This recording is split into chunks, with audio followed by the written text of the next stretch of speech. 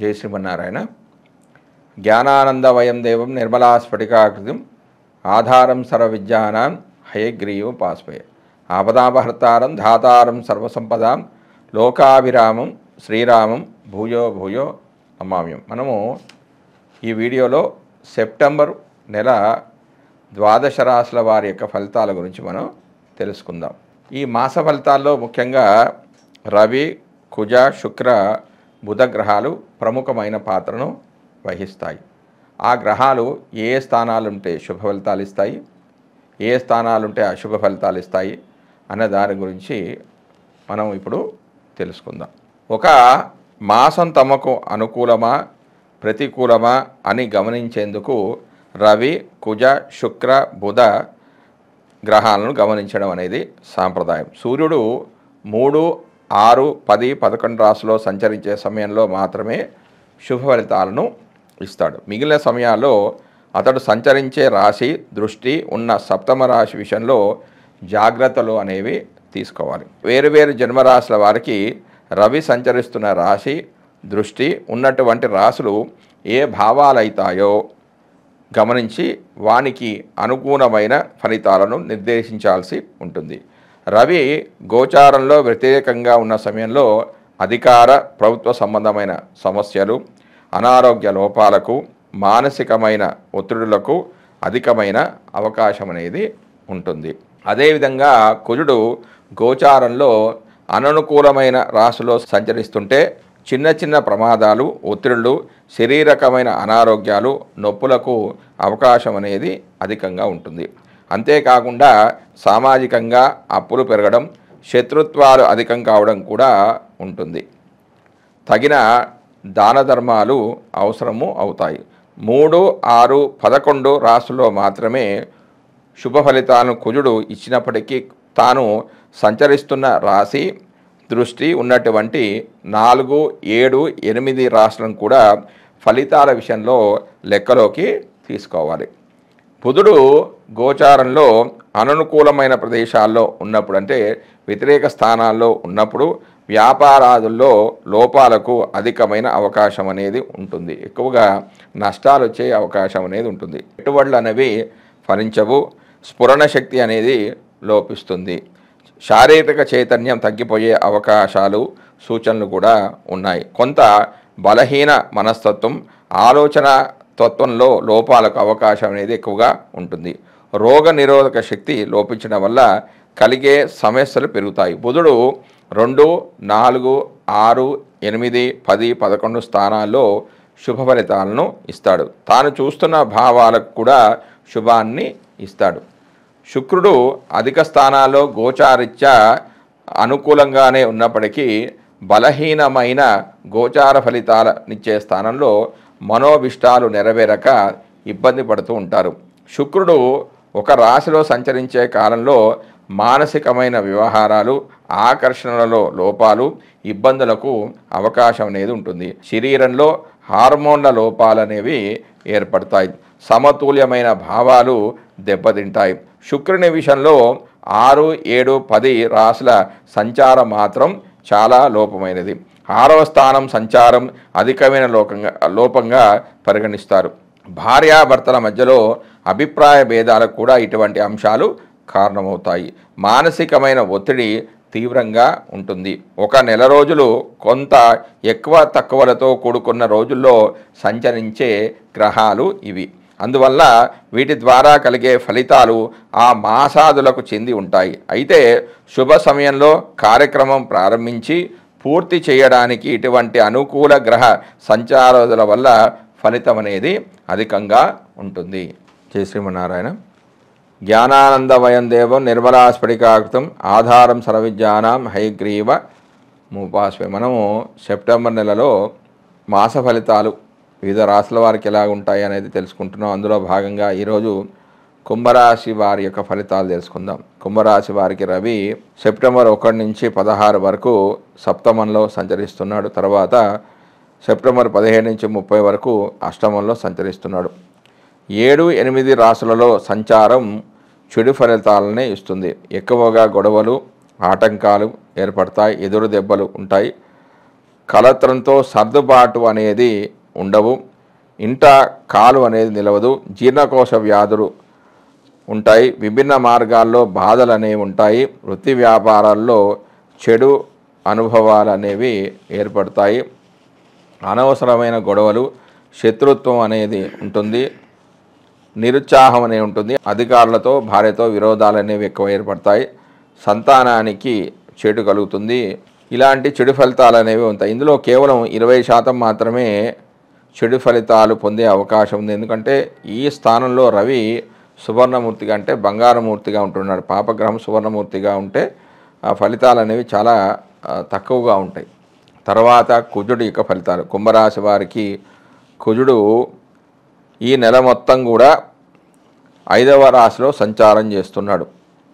5వ రాశిలో సంచరించే కాలంలో మనస్సు అనేది సరిగా పనిచేయకపోవడం, అంటే మంచి ఆలోచనలు, పంచమం అనేది మంత్రానికి, సంతానానికి సంబంధించింది, ఆలోచనలకు సంబంధించిన స్థానం కాబట్టి మనసు అనేది సరిగా ఉండదు, ఆలోచనలు అనేవి సరిగా ఉండవు, చిన్న చిన్న విషయాలకు కూడా అధికంగా కోపించుకోవలసి ఉంటుంది, ఇతరులతో విరోధం పెంచుకోవాల్సి ఉంటుంది, ధనాదాయం విషయంలో లోపం అనేది కనిపిస్తుంది, సంఘంలో గౌరవ మర్యాదలు లోపించవచ్చు, ఆరోగ్యంలో కొరత అనేది ఏర్పడుతుంది, ఆరోగ్యం బాగుండదు, ఖర్చు ఎక్కువగా ఉంటుంది, దొరికిందేదో తినవలసి ఉంటుంది.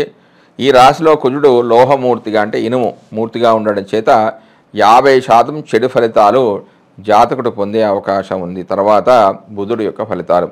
కుంభరాశి వారికి బుధుడు సెప్టెంబర్ 1 నుంచి 4 వరకు అంటే 4 రోజుల వరకు 6వ స్థానంలో సంచరిస్తున్నాడు. తర్వాత సెప్టెంబర్ 5 నుంచి 23 వరకు 7వ స్థానంలో సంచరిస్తున్నాడు. తర్వాత సెప్టెంబర్ 24 నుంచి 30 వరకు అంటే ఒక వారం రోజుల పాటు అష్టమంలో సంచరిస్తూ ఉన్నాడు. బుధుడు జన్మరాశి నుంచి 6వ రాశిలో సంచరించే కాలంలో శుభ ఫలితాలను ఇస్తాడు. అన్ని విధాలుగా సుఖశాంతులు ఉంటాయి, కోరినవన్నీ సమకూరుతాయి, వస్త్రాభరణ ప్రాప్తి, సేవక జనుల సహాయకము, ఉద్యోగ వృద్ధి అనే ఉంటుంది, ధైర్య సాహసాలు ప్రదర్శిస్తారు, కీర్తి ప్రతిష్టలు ఇమ్మడింపజేసే రీతిలో నడుచుకుంటారు, విజయ పరంపరతో ధనాదాయం బాగుంటుంది. అయితే ఇందులో 75% శుభ ఫలితాలు పొందే అవకాశం ఉందంటే కేవలం 4 రోజులు మాత్రమే, అంటే సెప్టెంబర్ 1 నుంచి 4 రోజులు మాత్రమే ఈ ఫలితాలు అనేవి ఉంటాయి. అందులో 3/4 లాభాలు పొందే అవకాశం ఉంది. దాని తర్వాత 7వ స్థానంలో సంచరించే సందర్భంలో కొంచెం గొడవలు అనేవి ఉంటాయి, సుఖశాంతుల కొరత అనేది ఏర్పడుతుంది. అంటే సప్తమం కలత్రం కాబట్టి వివాహానికి సంబంధించిన స్థానం కాబట్టి భార్యతో అంత అనుకూలత అనేది ఉండదు, బంధువర్గం నుంచి ద్వేషం అనేది ఉంటుంది. కాబట్టి భార్యాభర్తలకు ఈ స్థానం అనేది అంత మంచిది కాదని చెప్పాలి. ఇందులో కూడా ఒక 70% చెడు ఫలితాలు జాతకుడు పొందే అవకాశం ఉంది. ఇక 8వ స్థానంలోకి సంచరించే సమయంలో, అంటే 8వ స్థానంలోకి ఎప్పుడు వస్తాడంటే సెప్టెంబర్ 29 నుంచి 30 వరకు, అంటే ఒక 8 రోజులు 8వ స్థానంలో సంచరిస్తుంటాడు. సంచరిస్తున్నప్పుడు కొంచెం శుభ ఫలితాలు అనేవి ఉంటాయి, లాభకరమైన దూర ప్రయాణాలు చేస్తారు. దూర ప్రయాణాలు చేయడం ద్వారా కొంచెం లాభం అనేది ఉంటుంది, ఉద్యోగ వృద్ధి అనేది కలుగుతుంది, భూమి భవనాలను అమ్మడం ద్వారా లాభం అనేది ఉంటుంది, మంచి ఆలోచన శక్తి అనేది ఉంటుంది, మానసికమైన శాంతిని వీరు కొంచెం పొందుతారు. ఇందులో 20% మాత్రమే శుభ ఫలితాలు ఉంటాయి, అంటే ఇందులో లోహమూర్తిగా సంచరిస్తూ ఉన్నాడు బుధుడు కాబట్టి. తర్వాత గురుడు యొక్క ఫలితాలు. గురుడు కుంభరాశి వారికి ఈ నెల మొత్తం కూడా 4వ స్థానంలో సంచరిస్తున్నాడు. 4వ స్థానంలో సంచరించడం వల్ల, అంటే శుభగ్రహం 4వ స్థానంలో గోచారీత్యా సంచరిస్తున్నప్పుడు మంచి ఫలితాలు అనేవి ఉండవు, చెడు ఫలితాలు ఎక్కువగా ఉంటాయి. కష్ట నష్టాలు, గాయాలే కాకుండా ఆస్తి నష్టం కూడా జరిగే అవకాశం ఉంది. ఇంట బయట మానసిక అశాంతి ఉంటుంది. ఎంత కష్టపడినా కూడా మంచి ఫలితాలు, అంటే కష్టంలో ఎలాంటి లోపాలు లేకపోయినా కూడా లాభాలు అనేవి ఎక్కువగా రావు, పదవీ భంగం అనేది ఏర్పడుతుంది, ఉద్యోగాన్ని కోల్పోవాల్సిన పరిస్థితి కూడా వస్తుంది కొందరికి, ఖర్చులకు సరిపోయే ఆదాయం అనేది ఉండదు.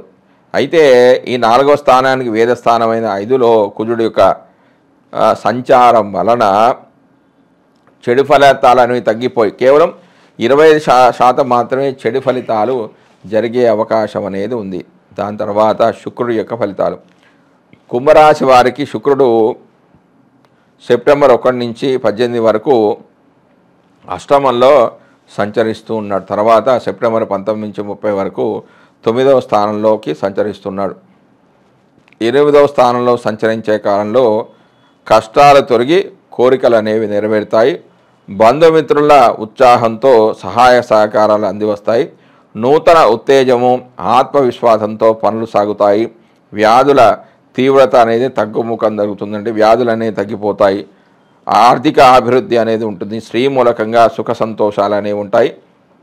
ఇందులో ఒక 50% శుభ ఫలితాల జాతకుడు పొందుతాడు. ఎందుకంటే ఈ 8వ స్థానానికి వేద స్థానమైన 5లో కుజుడు యొక్క స్థితి చెంది ఉన్నాడు. మరియు అష్టమ స్థానము కుజుడికి ఈ అష్టమ స్థానం ఏంది? కన్యారాశి అయింది. కన్యారాశి శుక్రుడికి నీచ స్థానం కాబట్టి అంత శుభ ఫలితాలు అనేవి వచ్చే అవకాశం అనేది లేవు. దాని తర్వాత శని యొక్క ఫలితాలు. కుంభరాశి వారికి శని జన్మరాశిలో సంచరిస్తున్నాడు. అంటే కుంభరాశిలోనే శని సంచరిస్తున్నాడు కాబట్టి జన్మరాశిలో సంచరించే సమయంలో ఏలినాటి శని సమయం అంటారు. 3 విడతలు అంటే 2.5 సంవత్సరాల కాలంన 7.5 సంవత్సరాలను ఏలినాటి శని అంటే తాను ఉన్న రాశి కంటే వెనుక స్థానం అంటే 12వ స్థానము, 1వ స్థానం, 2వ స్థానం ఈ మూడింటిని కలుపుతుంటే 2.5 × 3 7.5 సంవత్సరాలు ఏలినాటి శని అంటారు. జన్మరాశిలో సంచరిస్తున్నాడంటే మధ్యలోకి వస్తున్నాడంటే 2.5 సంవత్సరాలు అయిపోయింది. తర్వాత ఇంకో 2.5 సంవత్సరాలు అంటే మధ్యలోకి వస్తున్నప్పుడు అంటే మధ్యమ విడతలోకి 2.5 సంవత్సరాల కాలం. ఈ కాలంలో శని అందరినీ బాధిస్తాడు అనుకోవడం అనేది చాలా భ్రమ. ఇందులో శుభకార్యాలు కూడా జరుగుతాయి. వివాహం అనేది జరుగుతుంది. సంతానాన్ని కూడా ఇస్తాడు. అలాగే ఘోరమైన ఆపదలను కూడా కలిగిస్తాడు. అష్టక వర్గులో ఈ రాశిలో ఉండే బిందువుల సంఖ్యలను బట్టి ఫలితాల్లో మార్పులు అనేవి ఉంటాయి. సాధారణంగా ఈ కాలం అనేది అంత మంచిది కాదు. అత్యధికమైన శ్రమ ఉంటుంది. అతి కష్టపడ్డా కూడా ఫలితాలు అనేవి చాలా తక్కువగా ఉంటాయి. కుట్రలకు కుతంత్రాలకు లోను కావచ్చు. సంతానానికి కలత్రానికి కీడు అనేది జరుగుతుంది. ఇతరులతో అనవసరపు గొడవలు ఏర్పడవచ్చు. నానావిధ రోగాల బాధ అనేది వీరికి ఉంటుంది. తర్వాత రాహు యొక్క ఫలితాలు. రాహు ఈ నెల మొత్తం కూడా 2వ స్థానంలో సంచరిస్తున్నాడు. 2వ స్థానంలో సంచరించే సందర్భంలో గొడవలు ఉంటాయి. మనస్తాపం అనేది కలుగుతుంది. అపకీర్తి, ధన నష్టం అనేది కలుగుతుంది. కష్టాలు, కుటుంబంలో అశాంతి ఉంటుంది. మాట అనేది సరిగా ఉండకపోవచ్చు. పౌరుషంగా మాట్లాడతారు. కానీ ఇందులో కేవలం 50% మాత్రమే అశుభ ఫలితాలు కలుగుతాయి. ఎందుకంటే ఈ రాశిలో రాహువు లోహమూర్తిగా సంచరిస్తూ ఉన్నాడు కాబట్టి. తర్వాత కేతువు యొక్క ఫలితాలు. కుంభరాశి వారి కేతువు ఈ నెల మొత్తం కూడా అష్టమ స్థానంలో సంచరిస్తూ ఉన్నాడు. అష్టమ స్థానంలో చెడు ఫలితాలే ఎక్కువగా ఉంటాయి.